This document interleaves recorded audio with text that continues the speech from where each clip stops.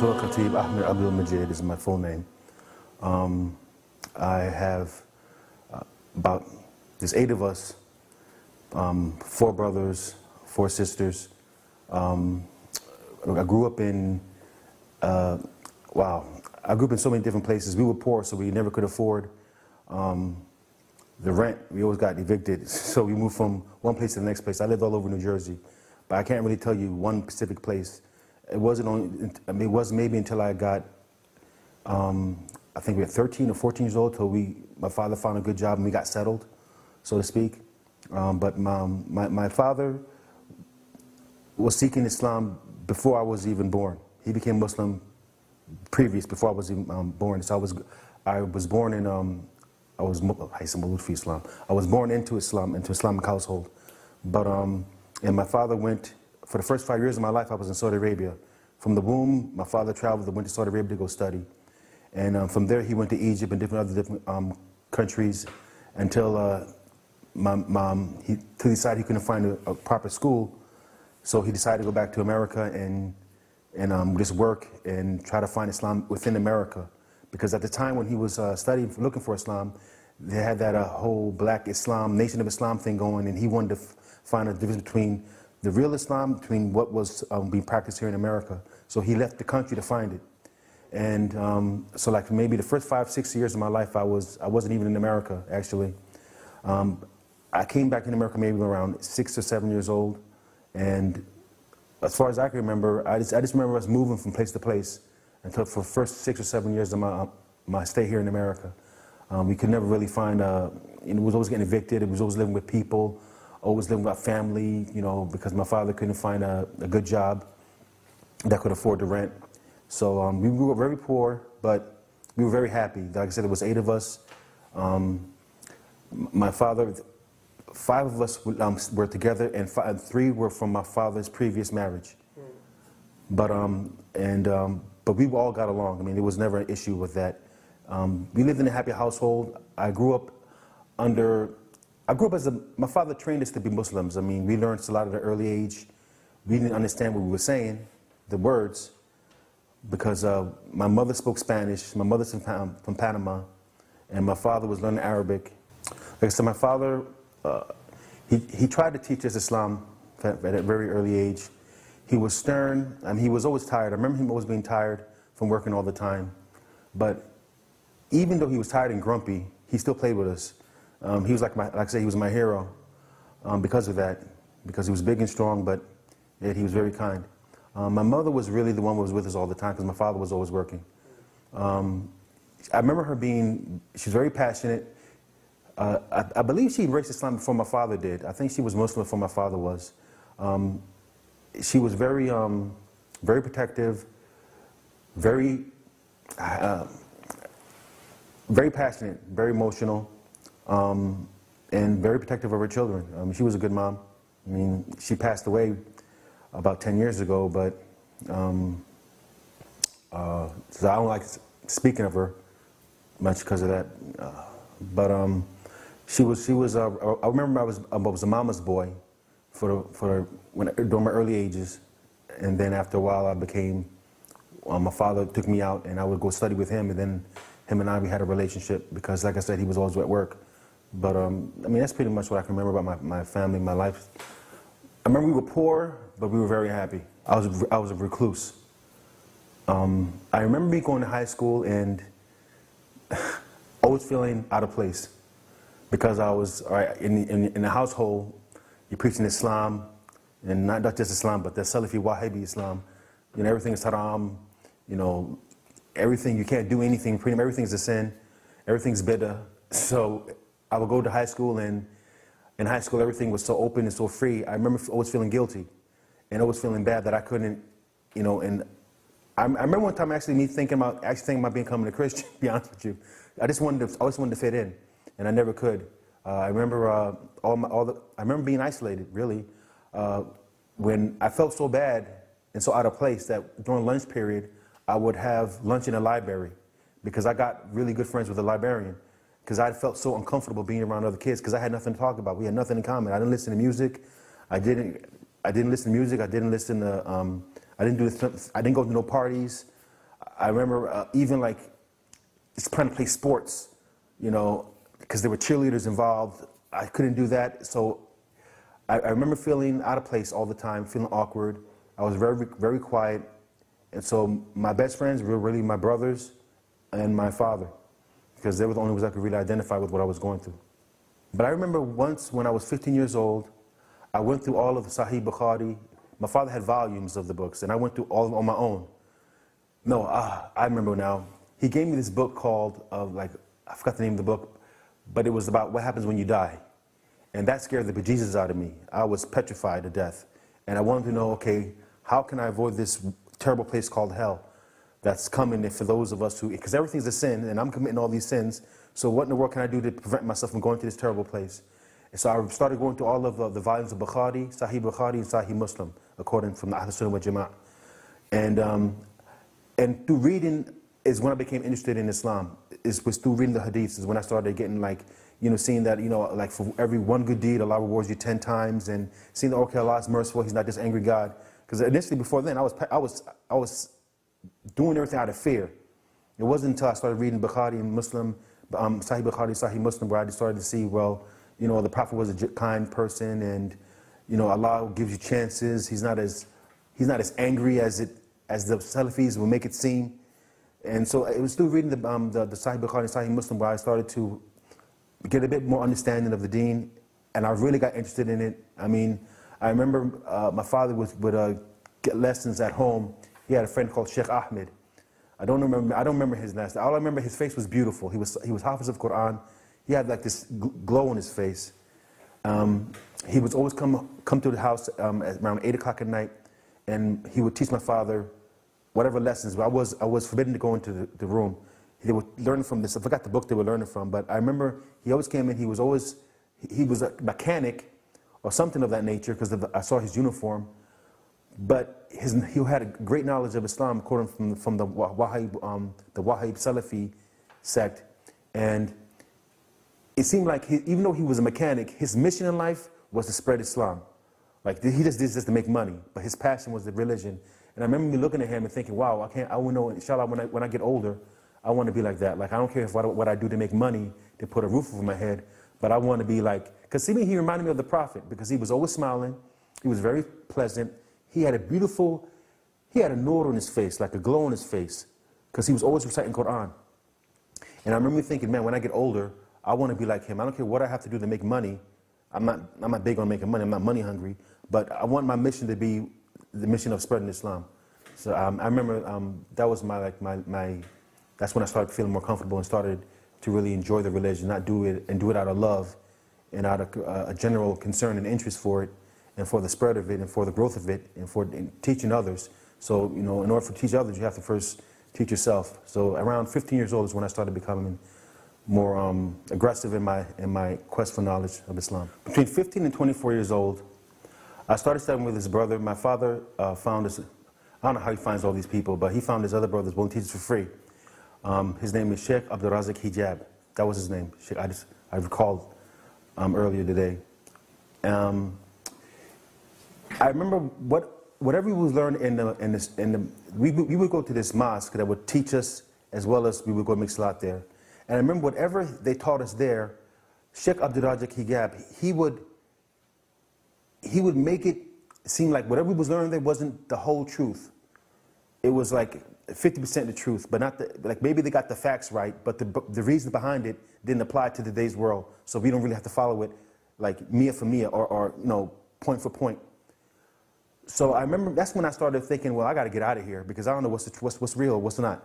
Is it what I thought it was what Sheikh Abdul Razak Hijab was saying, because it was more logical, you know, like the whole thing about the wearing anything below the ankles is in the hellfire. You know, the reason that he said why the Prophet was make a comment like that was to take a big problem from the Arabs at that time and make it, and say one comment and make it simple so they could stop doing it. You know, their clothes walking, the arrogance of their having long clothes, and the feces that catches because they walk on the grounds that has like the feces of the sheep and the cows and things of that nature.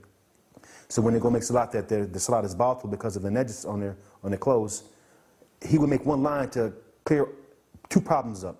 And I was like, well, that makes perfect sense. Islam is easy, but it's not as rigid as they make it seem. So around, from 1524, when I was studying with him, he would teach us like the Arabic, and we would hafiz Quran with him. From 15 to about 23, because he went away to Egypt.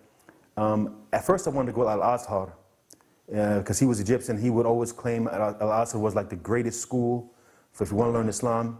But when he went away, I had no connections with Al-Azhar. I didn't know how, like, who do I write, who do I call? You know, this was before computers was like really big. So like, how do I get in contact with anyone over there? And my father's best friend, Shuaib, was in Syria at the time. He was working for the American Language Center in Syria. And he said that there's a school called Jami' Abu Nur in Syria, in Damascus, and I could study there. So what I did was I worked 2 jobs, 2 security jobs. And I saved my money, and enough money so that when I went over there, I have enough money for maybe me to stay over there maybe 2 to 3 years. And that's when I decided to go, and that's why I wanted to go. It's mandatory. I mean, I was getting Arabic lessons there, and I was getting lessons on how to make salat and things of that nature, basic fiqh. But when I would go to my other classes from Sheikh Abdul Razak Hijab, it was a private lesson. Just a father, he was very basically doing a favor for the family because he liked us. He would explain things that they couldn't explain. And when I would go back there thinking that, okay, I'm going to school these guys now, I'm going to let them know what they refuse to tell us, and why won't they just tell us these things to make it sound easy? They would tell us that they would get even angrier and just shoot me down and tell me that, ask me like, who said this? Like, who gave him the permission to say these things to you? This don't make no sense. Like, did this come from Quran? Did this come from Hadith? And the things he was saying was logical. It made logical sense. But because I didn't have enough, I mean, I couldn't tell him the verse of Quran that this came from, or I could tell him like the use of logic, and the use of logic is needed in Islam. I couldn't come with any of these rebuttals. They shot me down and told me that I don't know any better, and it's best for me. They would invite Sheikh Abdul Razak Hijab over to come and speak with him, but it never happened because he said that he said he knows these people, what kind of people these are, and it's pointless me going over that would just cause an argument. They would come to no understanding. They were all older than me. They were all men. I was probably the youngest one there, easy. I would go there only because my father would go to was studying there as well. There were a lot of these people most of them I have to say they came out of jail. A lot of them were streets. It was like in a neighborhood, like in a poor neighborhood. So it was a lot of brothers that probably they embraced Islam through jail, you know, after talking to them, and me being born into Islam, I had a different attitude altogether. Some of us came from the streets. Some of them were ex-gang members. A lot of them embraced Islam through jail, and I think that some of the companions they tried to imitate were the ones that had the more of aggressive personalities. And me being born into Islam and not coming from that type of a background, I always identify mostly with the Prophet Muhammad. You know, there was a hadith about him and his neighbor that always used to throw garbage on him and curse at him. And once when he came back, he saw that neighbor wasn't there to harass him anymore, and he went and checked on her to see if she was okay. And that hadith was what personified to me the essence of who the Prophet was. He was a person of compassion and mercy, and not so much of aggression and challenging people and being authoritative and just, you know, just pushing his will on others. And so that was my biggest difference with them, is that, you know, I thought that this was the personality we should have, and they attached themselves more to the more aggressive companions. And this was my issue with them. This is why we can never see eye to eye, why I always felt uncomfortable with that that method of thinking and that philosophy and that whole, you know, everything is haram and everything is, you know, it made Islam seem so difficult and so hard, especially living in the Western world, where you live with other people who don't necessarily believe as you believe and probably do a lot worse than what happened during the time of the Prophet, you know, and they think less of you. So instead of being aggressive and being very bold towards others, I've always wanted to be more compassionate and calm. So that was my biggest issue regarding some of my other classmates. I was driven mostly by the differences between, all right, you have two people from the same school of thought, Ahl Sunnah wal Jama'ah, telling me two different things. That was part of it. Another part of it was I just wanted to be in the Muslim world. You understand that at that time I was just surrounded by American-born Muslims. I never really experienced many, foreign Muslims or Arab Muslims or African Muslims, anyone other than like the black Muslims. I really didn't have any experience with. So I just wanted to go and I wanted to see the world. I wanted to study. I wanted to, just experience what life was outside of America, because I thought America was so difficult to live in America. I thought maybe it might be easier to live and be a Muslim, be a practicing Muslim outside of America, where you could hear the adhan being called 5 times a day, where you don't have to search, for a mosque because there's like 3 around the vicinity. So, whichever one is closest is one you can go to, where women wear hijab, where everyone practices Islamic adab. And it was a big shock when I landed, man, my eyes was open. I thought, I was under the impression that, there were angels over there, really, just to be honest with you. And when I got over there, it was I was in for a rude awakening. But the knowledge was there, and that was probably most important. That what I found out and the information that I got when I arrived in Syria was probably the most important thing for me. I'm in school, I'm in Jama Damask. But I had I arrived there during the summertime when they have a break. So school hasn't started yet. I don't know, I know maybe the Arabic alphabet and how to say Assalamu alaikum. But other than that, I can't carry on the conversation. We lived in Sayyidah Zainab with 2 other Sudani brothers. We shared the rent. My uncle, well, my father's friend, Shuaib, he had a friend called Sayyid Musawi that lived maybe a couple of blocks away from where we was living at. And he had some sons that could speak perfect English. He told me they were from London or something like that, the UK. So I was able to find some people that I could actually have a conversation with. Because other than them, like really, there was really nobody else. So I had no idea if they were Shia at the time, to be honest with you. I just knew that they were just good Muslim brothers that could speak English, and they have a way to communicate with me. So I went over there, and the first day, it was just a typical day. It's like visiting a friend. I spent most of the time with their sons. We talked about America, we talked about London, we talked about our past, we talked about why I'm there. They never, not once did they attack me or say, I'm wrong because I'm a Sunni or anything of that nature. They were just very friendly, very hospitable, and very welcoming.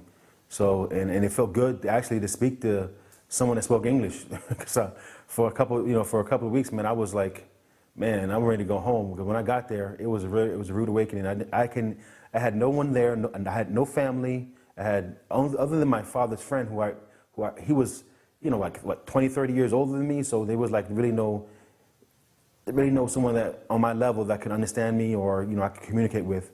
So when I went over there, it was just nice just to talk to somebody around my age that had this same interest that I had, and that that could understand what I was going through. But I think maybe after the first day, the second day, I spent time with their dad, Sayyid Musawi, and I remember we were making salat, and he saw me pray with my hands folded, the Ahl Sunnah wal Jama'ah way. And he asked me, when the salat was over, he gestured me to come to him. And I remember he's sitting down, and he looked at me in the eyes, and he said, why do I pray that way? I said, because that's the way the Prophet prayed. That was my answer. That's why the Prophet prayed. And he said, if I could show you some authentic hadiths of how the Prophet prayed, would you change your style of praying?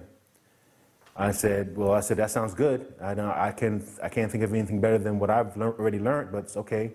I was willing to accept any new information and compare it to what I already had. So he says, all right, tomorrow when you come back, I will show you some of these hadiths of how the Prophet prayed. So the next day I come back, he has these books on the side of him, sitting in pretty much the same spot he was sitting before, and he said, he opened the book and he started reading some of the hadiths about how the Prophet prayed, and the thing that got me wasn't the style of how he prayed. I mean, it was who said how he prayed has got me, because, coming from the Ahl Sunnah wal Jama'ah school when you have a lot of hadiths from, you know, Aisha and Prophet's companions. I never heard many hadiths where the Prophet's family members, his own daughter, no less. And I think the ones from Fatima Zahra, alayha, was what got me the most, because that was his own daughter. I mean, that came from him. And she would say, like, my father, you know, I'd never heard that before. You gotta understand, it's like, coming from a system where you rarely hear of them, you never hear of them, period. I mean, other than making salat, where you have to salam them, where you don't hear about the Prophet Muhammad's family, they actually hear the Prophet Muhammad's own daughter speak of her father. It hit me home, because I would always think, I'm a logical thinker, and I would always think, well, who knows my father better than me? You know, I have his mannerisms, I have his ways, I even think like he does. You know, we even cut our hair on the same day. We don't even know it. I cut my hair, he cut his hair. I'm like, oh, you cut your hair? I cut my hair too, you know? So like, we like attached, like spiritually, we're attached. So I was thinking, like, who would know the Prophet Muhammad better than his own daughter? And she's the one who got me when she said, my father. And then, you know, you get other hadiths from, you know, Imam Ali or Hassan or Hussein. And that really hit me hard, because I knew that they prayed different. I know they had a different ideology, but I didn't know, other than how to make salat, I didn't have no other information, other than, you know, some of the rumors that I heard when I was in America about, you know, what the Shias believe. So at night, I said, okay. So I started praying like they pray, the qunut, the praying on the torba and everything. I felt really, I was scared. I mean, when I got home that night, I cried. And then my uncle looked at me and he said to me, well, Shu'aib looked at me and he said, I know it's tough, huh? It can be scary, huh? I said, yeah, because I was thinking, man, if I pray like them, like, I knew automatically that, all right, this got to be correct. I mean, the only difference is who you get the information from, this person or this person, who knows this man, the Prophet of Allah, better, you know? And I was scared because I knew they were right. I knew it. I just wasn't willing to accept everything yet. So I cried, and the next day I would come and I would question him about some of the things that I've heard in America about, you know, did Prophet Muhammad, was he the one supposed to get the Risala, or was it supposed to go to Ali? Is Ali God, or is he just, like, what position does he hold? You know, what's the position, what's your opinion of some of the companions and things of this nature? And he always answered me calmly, totally. He would blow me away with some of his wisdom. I thought it was from him. It was only until like maybe years later when I was doing my own study. Wow, he was just paraphrasing Imam Ali. I'm like, but his wisdom was like, boom. It was like so amazing.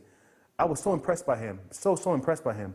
But he was never offensive. He was never aggressive. He never mentioned any names. He never slammed or slandered any of the companions. All he did was just mention the character traits of the Prophet and how his family were the ones that had it more than anyone else.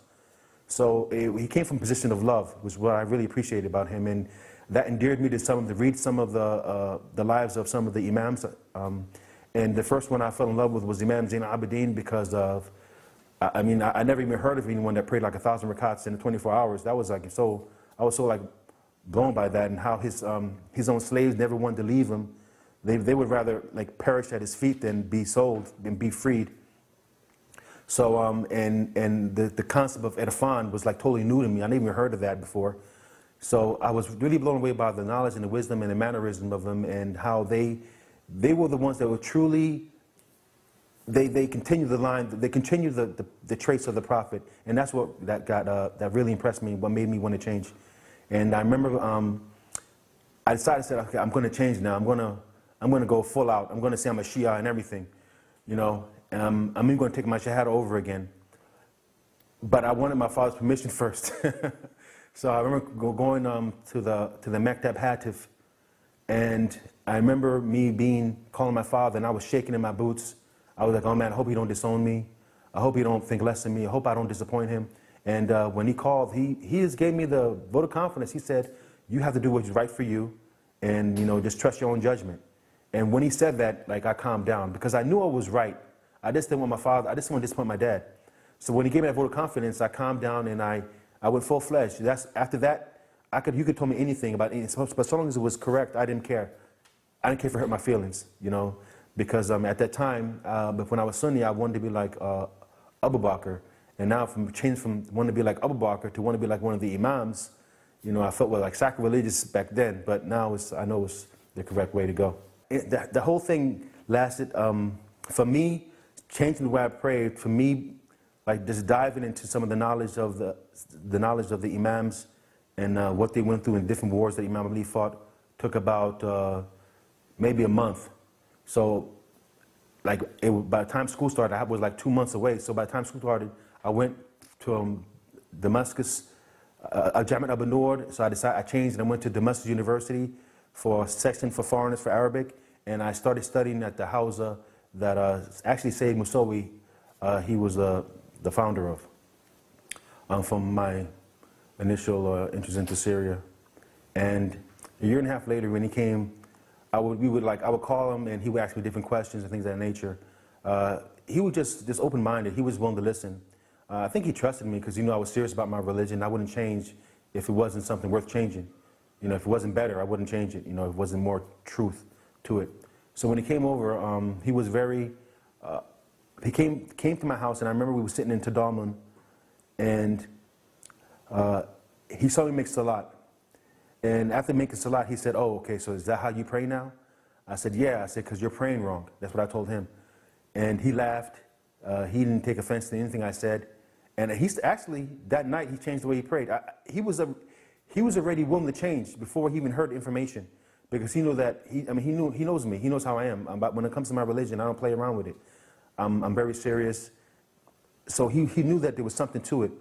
And it wasn't until Sayyid Musawi's son Ahmed came by and visited. I don't know if he came to visit me, he came to visit my father and say hello. But I remember that same day he would come and visited, and he sat down and he gave a wonderful explanation of why we pray the way we pray, why we do kunut. I mean, I don't think I could ever say how eloquently he spoke to my father. It really was like Allah planned it. It really was beautiful. And he said it in a way that my father can understand that, wow, this makes sense, this is logical. I can't explain all the details, but it was very profound. I remember my father being very impressed with him. And I'm thinking back, because like me and Ahmed would hang out. You know, I would go to his house and we would talk and joke and laugh and stuff. I never saw this part of him before. This religious, like profound, scholarly type. I'm like, who is this guy? I didn't know this guy. You know, he never showed me that side of him. But he was like that with my father. And after that, my father was willing to accept any new information he got. And he took it slowly. But just like me, the first thing he did was he prayed differently, because he said that even if this Ahlul Sunnah wal Jama'ah is also correct, but the Prophet's family also got to be correct too. Like, both are correct, so no one is wrong, even if he changed. So he felt then there was no danger in changing.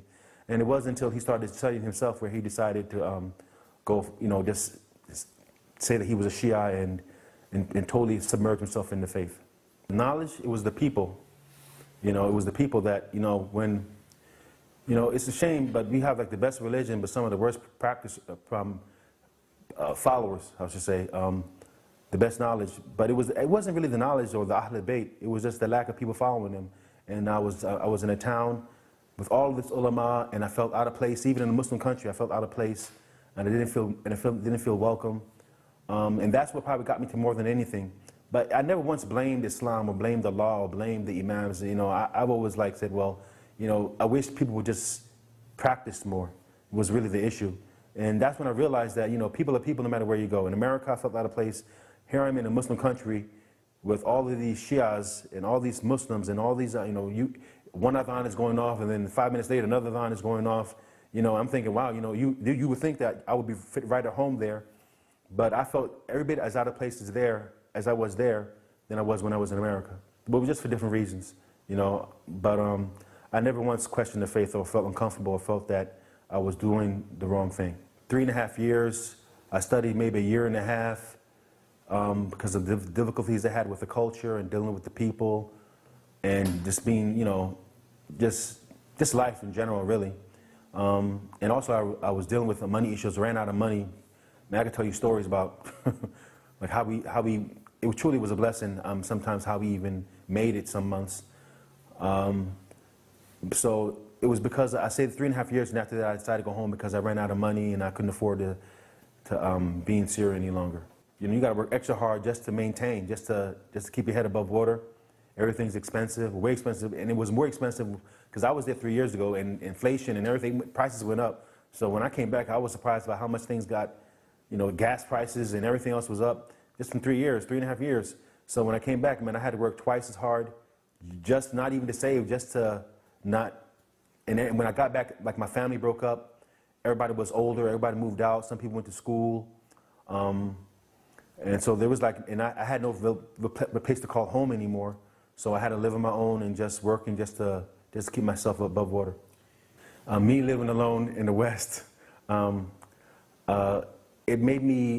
it strengthened me in a way, and also it weakened me in a way. I mean, you do get affected when you're surrounded by non-Muslims, and all you see is, you know, their way of doing things and their way of thinking. It can weaken your manners. Your akhlaq can get weakened. But in another way, it also strengthened me because I didn't want to lose everything. So I didn't want to lose salat, I didn't want to lose siyam, I didn't want to lose zakat, I didn't want to lose these things. So it would force me to study, even though I was working so much that by the time you go home, you know, all you want to do is like sit in front of the boob tube and let it watch you while you fall asleep. But still, it gave me the strength to, you know, maybe read an ayat or read a book or try to further some education as far as Islam goes. But it did affect me. I mean, I remember once when I was at work, it was time for me to make salat, and my boss let me go to the back room and make my prayer. And when I came out, one of my coworkers, who I never knew before was Muslim, he snuck his head in the door and saw me in sajda. When he came out, he realized I was Muslim. And I remember me walking up to him, and he just pointed at me, saying, "That's a real Muslim." And all this time, I never knew he was Muslim, you know. But so it does affect you. I mean, at that point, I realized, wow, you know, it's alhamdulillah that, you know, I didn't lose everything, to the point where someone that can recognize what a Muslim is can actually see that I'm still practicing. So it made me feel good that he actually recognized me. But I wouldn't recommend people to do this. I mean, I did miss being in the community. I did miss hearing the adhan. I did miss hearing, you know, being able to go to a majlis on a Wednesday night instead of going to a khutbah on Fridays. You know, I did miss these things, but it strengthened me knowing that I could still persevere on my own because of the internet and the computer and YouTube. You can YouTube a majlis all day long. I mean, you know, have a whole majlis from Amar Naqshbandi to Hassanain Rajab Ali back to back for like, you know, 6 hours. Just listen to lectures. So, you know, that thing in this day and age, I don't think, even if you're alone, I don't think as long as you have the internet, I don't think you're ever going to be, you know, away from examples and beautiful stories to refresh you and to revitalize you and strengthen your faith. You know, thank God for the internet. For 10 years, working 2 jobs for 10 years, sometimes even 3 jobs. 2 jobs, 2 full-time and a part-time job. After doing that for maybe 10 years,